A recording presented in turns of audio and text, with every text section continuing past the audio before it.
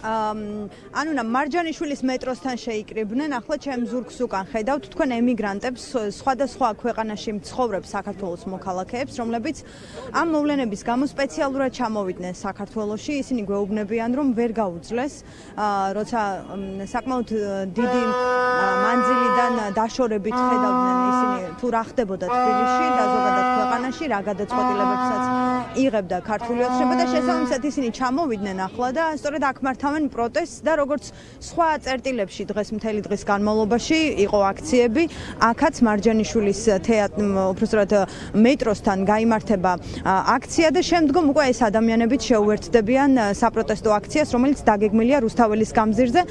მე ვეცდები, რომ აქ ადამიანებს გავესაუბრო, გამარჯობა, შეიძლება გაგესაუბროთ. გამარჯობა, ჩვენ პირდაპირ ეთერში ვართ. გვითხარით, საიდან ჩამოხვედით და რატომ ფიქრობთ, რომ ახლა პროტესტი, მათ შორის ემიგრანტების პროტესტი არის მნიშვნელოვანი? რამდენიმე წლიანი ემიგრაციის შემდეგ მესამე წელია რაც დავბრუნდი, თუმცა ჩემი შვილი მყავს ამერიკის შეერთებულ შტატებში, იქ სწავლობს ბავშვი, რომელიც მინდა რომ ისეთ ქვეყანაში დაბრუნდეს და ისეთ ქვეყანაში იცხოვროს, სადაც პირველ რიგში ადამიანის უფლებები იქნება დაცული. ყველაზე მნიშვნელოვანი რაც არის ჩვენთვის, როგორც აქ ამ შემთხვევაში მყოფი მოქალაქეებისათვის, ესე ემიგრაციაში მყოფი ჩვენი თანამემამულეებისათვის ეს არის ხელისუფლებამ ეგრეთ წოდებულმა, რომელმაც სამწუხაროდ შეცვალა დასავლური კურსი, რომლის გამოც 30,000-ზე ჩვენი თანამემამულის სიცოცხლე არის გაღებული უახლოესი 3 ათეული წლის განმავლობაში. ამიტომ პირველი მოთხოვნა ჩვენი ამ აქციაზე, როგორც ემიგრანტების, ისე მოქალაქეების არის განთავისუფლდნენ უკანონოდ დაკავებული პოლიტიკური პატიმრები, რომლებიც რეჟიმის მსხვერპლი არიან და ანალოგიურად მნიშვნელოვანი მოთხოვნა ახალი საპარლამენტო თავისუფალი არჩევნები. სანამ ეს მოთხოვნები არ იქნება შესრულებული, გამორიცხულია ჩვენ არცაც ასვლას არ ვაპირებთ და ვიბრძოლებთ ბოლომდე ამ ჩვენი კონსტიტუციური უფლების მოსაპოვებლად. დიდი მადლობა. მადლობა უსმენდით აქციის მონაწილეს, რომელიც წლების წინ ისხოვრობდა შეერთებულ შტატებში და ახლა ოჯახის წევრები ყავს და სხვათა შორის აქ არიან ასევე ადამიანები, რომლებიც არ ყოფილან არასდროს ემიგრანტები, თუმცა ყავთ ოჯახის წევრები ემიგრანტები და შეიძლება ითქვას, რომ ფაქტობრივად არ არსებობს ქვეყანაში ოჯახი, რომელსაც ან ახლობელი, ან თავად ოჯახის წევრი არ ყავდეს საზღვარგარეთ მცხოვრები. კიდევ შევეცდები გავესაუბრო, მოგესალმებით. ნიდერლანდებში 10,000 ემიგრანტი, აი მაყურებელს ასევე ვარჩვენებ, რომ სხვადასხვა ბანერზე არის სხვადასხვა ქვეყანაში ემიგრანტების დაახლოებით ან ოფიციალური რიცხვი გამოსახული, ხომ? შეიძლება რეალურად რამდენია ჩვენ არ ვიცით, მაგრამ ძალიან ბევრი ადამიანი ცხოვრობს საზღვარგარეთ.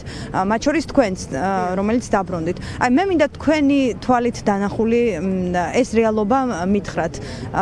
ხელისუფლება ყველაფერს აკეთებს ევროპული ღირებულებების, ევროპის საწინააღმდეგოდ შეიძლება ითქვას, თუმცა თქვენ კარგად იცით ევროპული კულტურაც გაქვთ ნანახი.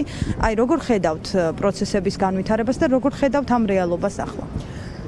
დღევანდელი რეალობა მინდა გითხრათ, რომ ძალიან მძიმეა, უკიდურესად მძიმე, იმიტომ რომ საქართველოს ეგრეთ წოდებულმა ხელისუფლებამ მოახდინა არჩევნების უზურპაცია, ანუ რუსული სპეცოპერაცია ბიძინა ივანიშვილის ხელით. მან გააყალბასაც ვერ ვიტყოდი, მან მოიპარა არჩევნები და ყველაზე მთავარი მიზეზი, რაც ჩვენ ვინაიდან და რადგანაც ჩვენ აქ ვართ, არის ის, რომ შეცვალა ქვეყნის ევროპული კურსი, რომლისთვისაც ბოლო 30 წლის განმავლობაში ნაბიჯ-ნაბიჯს ვაშენებთ, ხო, ჩვენ ქართველები და კონსტიტუციაშიც ასე გვიწერია, ხო, 78 მუხლში კონსტიტუცია საერთოდ აღარ არსებობს, მე ასე ვფიქრობ, კანონი აღარ არსებობს, სრულიად გასულია კონსტიტუციური გადატრიალებაც არის ეს, იმიტომ რომ არანაირ კანონს ჩვენი ხელისუფლება არანაირ ჩარჩოებში აღარ ჯდება. ძალიან შემზარავი იყო შორიდან ყველაფერ ამის ყურება იმ ქვეყნიდან, ევროპის იმ ქვეყნიდან, სადაც ყველაფერი დაალაგებულია, ძალიან არის ადამიანის უფლებებზე მაქვს მე პირადად გამახვილებული ყურადღება დაცული და მე ნაბიჯი გადამადგმებინა განსაკუთრებულად კიდე იმან, რომ ძალიან დაიღო ადამიანის უფლებები და მე ერთმა ადამიანმა ნიდერლანდებიდან, მეორე ადამიანმა ბელგიიდან და ამერიკის შეერთებული შტატებიდან ძალიან ბევრი ადამიანი ჩამოვიდა. აქ კი მიწერია 10,000 ემიგრანტი, მაგრამ ეს დაახლოებული ციფრია, იმიტომ რომ ბოლო 3 წლის განმავლობაში უფრო მეტი ქართველი არის არალეგალი ჩამოსული და ერთი კითხვა მინდა დაგისვათ დღეს ბოლო დღეებში რაც ხდება მათ შორის რასაც ხედავთ აქციების დაშლის დროს როგორ მოქმედებს სპეცრაზმი აი ქართული ოცნება ამბობს რომ პოლიცია მოქმედებს ევროპული სტანდარტით და უпростоრად სტანდარტს მაღლა და შესაბამისად ის რაც ხდება თბილისში არაფრით განსხვავდება იმისგან რაც მაგალითად ევროპულ სახელმწიფოებში გვინახავს ხოლმე აქციების დაშლის დროს აი რაღაცნაირად ცდილობენ რომ ისე წარმოაჩინონ პროცესები რომ ასეთებიც ხდება ევროპაში აი თქვენ რას უპასუხებთ ან როგორ რას ეტყვით მოქალაქეებს რომლებსაც ქართული ოცნება ამას მეტი რესურსით და პროპაგანდით აჯერებს მე მივმართავ საქართველოს მოსახლეობის იმ ნაწილს ვინც ჯერ კიდევ ქართული ოცნების მხარდამჭერია და ვეტყვი იმას რომ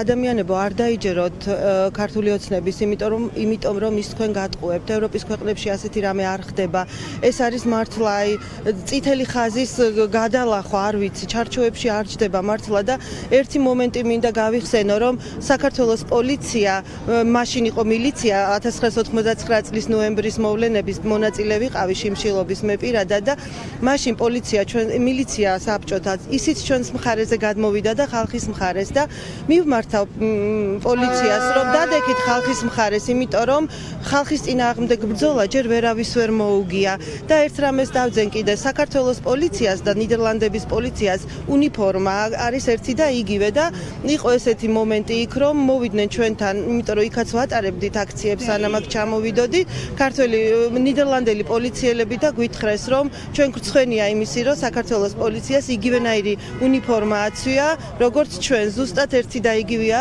რომ ასე შეურაცხეს პოლიციის ფუნქცია ანუ ხო რამდენად ცევდიანი იქნებოდა ალბათ ამის გაგება ხომ სხვა ქვეყნის მოქალაქეს საქართველოს პოლიციასთან მსგავსი ასე ვთქვათ ჩაცმულობა არ ცხვენს ძალიან ძიმეა ეს ყველაფერი.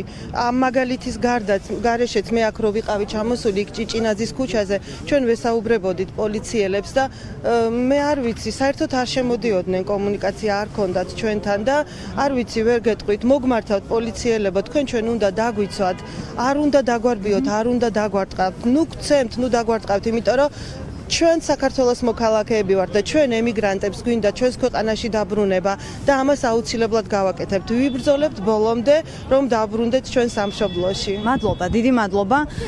თქვენ უსმენდით ემიგრანტს, რომელიც სპეციალურად ამ მოვლენების გამო ჩამოვიდა თბილისში. აქ ხედავთ, რომ გაშალეს ბანერი ასევე. ბუნებრივია ჩვენ არ უნდა დაგვავიწყდეს მთავარი მოთხოვნები, რომლის ირგვლივაც ერთიანდებიან მოქალაქეები და რომელსაც ახმოვანებენ ყოველ დღე. გათავისუფლდნენ რეჟიმის პატიმრები, ვითხოვთ ახალ და სამართლიან არჩევნებს. ეს ორი მთავარი მოთხოვნაა, რომელიც გვესმის ამ პროტესტის განმავლობაში და კრისტინა პიტალსკაიას ვეძებ მე თუ კი დამეხმარებით, ეს არის Promote Georgia's ხელმძღვანელი, ემიგრანტი, რომელიც ბელგიაში ცხოვრობს. სხვათა შორის მან უზრუნველყო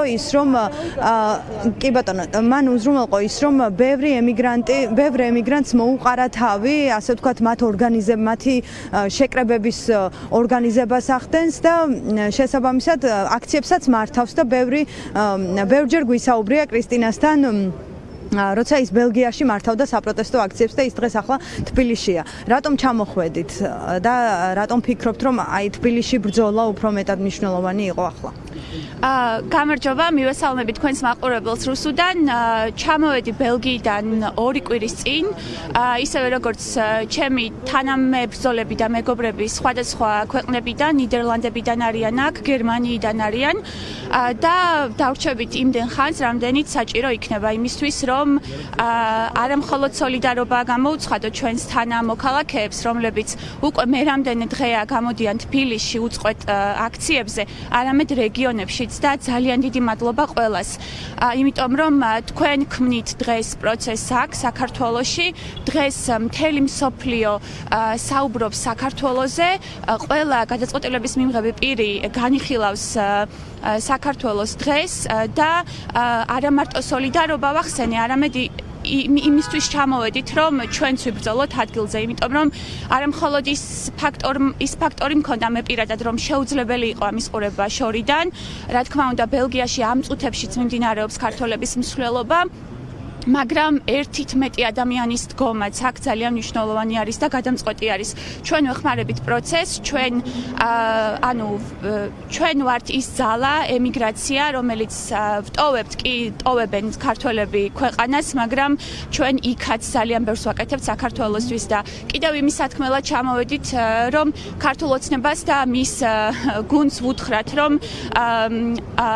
არ ვართ არც უცხოელები, არც უსამშობლოები არ ვართ და საქართველოს მეტი არაფერი არც გაგვაჩნია და ამ ქვეყნის ევროპულ რელსებზე დასაბრუნებლად ჩამოვედით რეალურად, იმიტომ რომ ემიგრანტები ევროპაში მიდიან და რუსეთში კი არ მიდიან, ევროპაში მიდიან, იმიტომ რომ ჩვენზე კარგად მართლა ვინ იცის რატომ არის ევროპა კარგი და რა კეთილდღეობა სოციალური, ეკონომიკური და ასე შემდეგ აქვს ევროპას და მე ევროპაში კი ვცხოვრობ, მაგრამ ამ ქვეყანაში მინდა დაბრუნება და ევროპული კეთილდღეობა მინდა ამ მოქალაქეებისთვის, იმიტომ რომ მე ხავთ მარჯანიშვილზე და ერთი ქალბატონი მეუბნებოდა, რომ ხილს ვყიდიო მეტროსთანო და როგორ შემოგიერთდეო, ხო?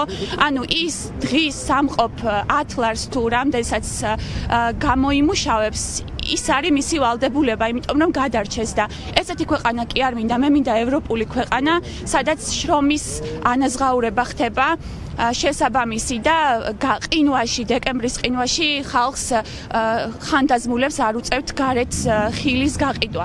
აი ამისთვის ვარ აქ და აუცილებლად ესეთი ქვეყანა გვექნება, საქართველოს იქნება ესეთი და ეს პროცესი, ეს რაც არის დაძრული და ეს აქციები ნამდვილად არის აი ამის მაგალითი, რომ უბრალოდ ქართულ ხალხს არ იცნობს ხელისუფლება და ქართულმა ოცნებამ აი ყველაზე დიდი შეცდომა ეს დაუშვა, რომ აი უბრალოდ უგულვებელყოფენ ქართულ ხალხს და არ გვიცნობენ კიდევ რა გვინდა და აი ამის უგულვებელყოფას რომ აკეთებენ, ზუსტად ამიტომ წააგებენ ამ ბრძოლას ქართულ ხალხთან. მადლობა.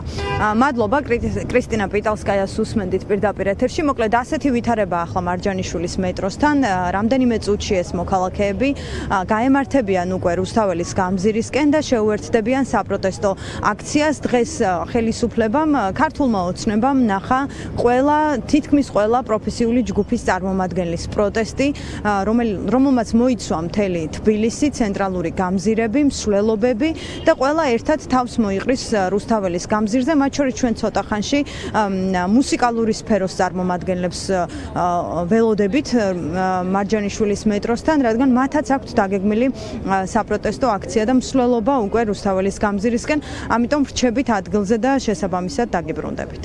მადლობა რუსო დუმბაძეს, რომელსაც ჩვენ